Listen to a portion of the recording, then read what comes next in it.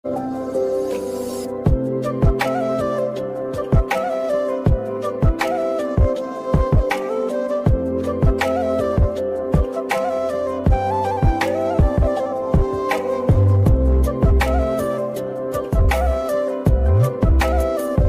সকালে রাত্রি শেষে ভোর হয়ে বন্ধুরা ভোর শেষে আবার রাত্রি নামলো।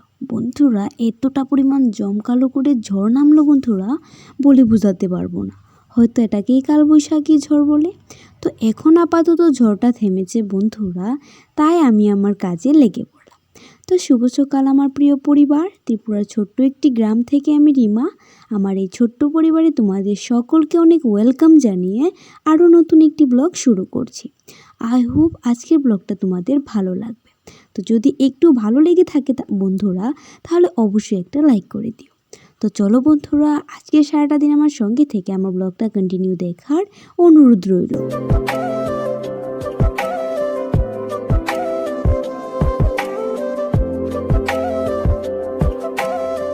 কালবৈশাখীটা শুরু হয়েছিল বন্ধুরা সকাল 7টা সাড়ে 7টার মধ্যে, আর সেই থামলো কখন জানো? 10টা সাড়ে 10টার মতো বাজে এখন।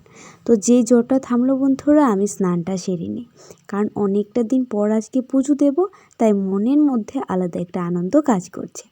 তো বন্ধুরা দেখো, আমাদের উঠোনটাতে প্রচুর পরিমাণে জল জমা হয়ে আছে। আর জানো তো, অল্প বৃষ্টিতে আমাদের উঠানটা না একদমই কাদা হয়ে যায়। জানি না কেন, হয়তো আমাদের উঠানের মাটিটা আঠালো মাটি বন্ধুরা, তাই একটু বৃষ্টিতেই আমাদের উঠানে জল জমে যায় আর প্রচুর পরিমাণে কাদা হয়ে যায়।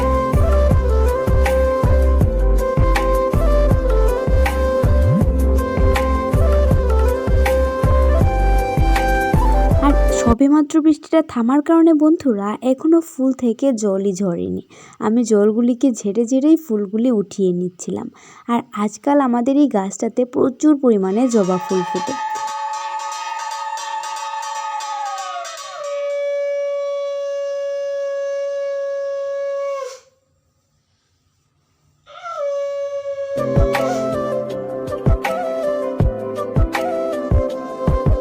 সকালে যেহেতু অনেকটা পরিমাণ ঝড় বৃষ্টি হয়ে গেল বন্ধুরা, এখনও কিন্তু হালকা হালকা হাওয়া বইছে। হয়তো এই হাওয়াটা থেমে গেলে আবারও বৃষ্টি আসতে পারে বন্ধুরা। তো এই বৃষ্টির দিনে যাই হোক, আমাদের যারা যারা পশু পালন করে তাদেরই কিন্তু একটু প্রবলেম। তো এদিকে দেখো, গণেশজি যেন কোথায় চলে যাচ্ছে। তো বন্ধুরা এই পোষ্যগুলিকে নিয়ে প্রচুর প্রবলেমে পড়তে হয়। যেমন আমাদের বাড়িতে আছে আমাদের ছাগলগুলি, তো ওদেরও না খেতে অনেকটা সমস্যা হয়ে যায়।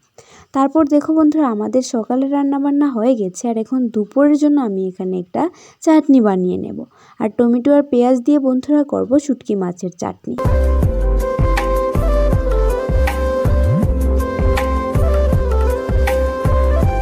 বাইরে খরতপ্ত রোদ হোক বা বাঘ পলানো ঠান্ডা, হয়তো বা কালবৈশাখী ঝড়, তাতেও কিন্তু বন্ধুরা আমরা মেয়েরা কিন্তু থেমে থাকতে পারি না। আমাদের ঘরের কাছেই করতেই হয়। যেহেতু আমি মেয়ে বন্ধুরা, তাই মাঝে মধ্যে না আমার কিন্তু প্রায় সময়ই ছুটি থাকে। কিন্তু আমরা যারা আমাদের মায়েরা আছে, তাদের কিন্তু কোনো ছুটি নেই। তারা ঝড়ের মধ্যেও দেখবে প্রতিনিয়তই কাজ করে যায়, হয়তো ঠান্ডার মধ্যেও কাজ করছে সেই সকাল থেকে।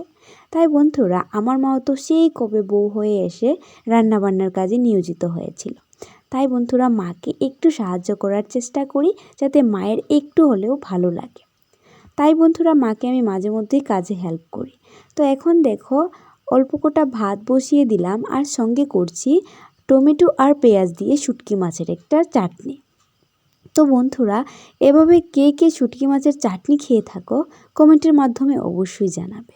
তো সকালে মায়ের রান্না করেছিল, আর এখন আমি রান্নাটা করে নিচ্ছি। রান্না বলতে কি, এই তো কটা ভাত আর শুটকি মাছের একটা চাটনি।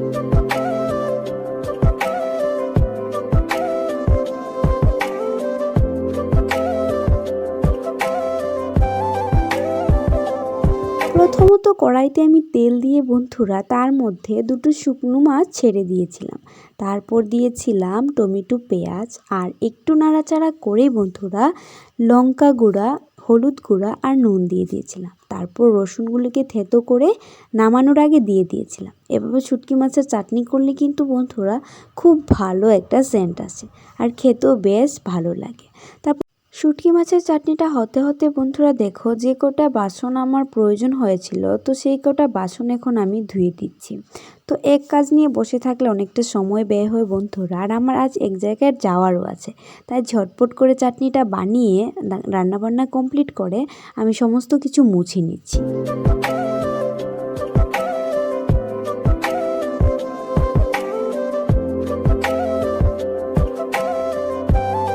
আমি না এভাবে রান্না বসিয়ে বন্ধুরা বেশিরভাগ সময়টা রান্নাঘর পরিষ্কার করি। যখনই আমি রান্না করি তখনই বন্ধুরা রান্না বসিয়ে বসিয়ে আমার আশেপাশের যে কাজগুলি আছে সেগুলি সেরে নেওয়ার চেষ্টা করি। তাতে করে আমার কাজগুলি অনেকটা ইজি লাগে, আর রান্নার শেষে ঝটপটই বন্ধুরা রান্নাঘরটা ছেড়ে বের হওয়া যায়।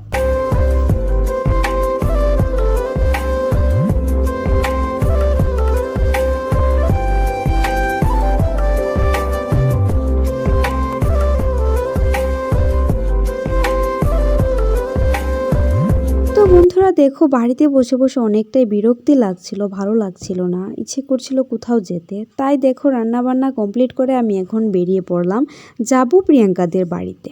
তো সেদিনকে এসেছিল, হয়তো অনেকেই প্রিয়াঙ্কাকে চেনো, আমার ব্লগে অনেক দিন দেখিয়েছি ওকে। তো দেখো এখানে শালবনের মাছ দিয়ে আমি চলে যাচ্ছি প্রিয়াঙ্কাদের বাড়িতে।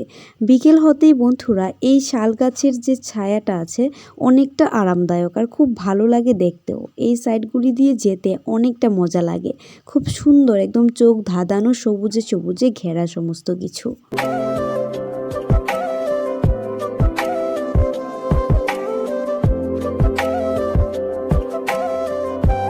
গুটি গুটি পায়ে হাঁটতে হাঁটতে অবশেষে চলে আসলাম প্রিয়াঙ্কাদের বাড়িতে। তো বন্ধুরা এই দেখো প্রিয়াঙ্কা আর ওর ছোটো বোন, আমারও তো ছোটো বোন, আর আমি এখানে বসে আছি। তো আমরা প্রথমেই গিয়ে একটা হাসাহাসি শুরু হয়েছে যে কি বলবো।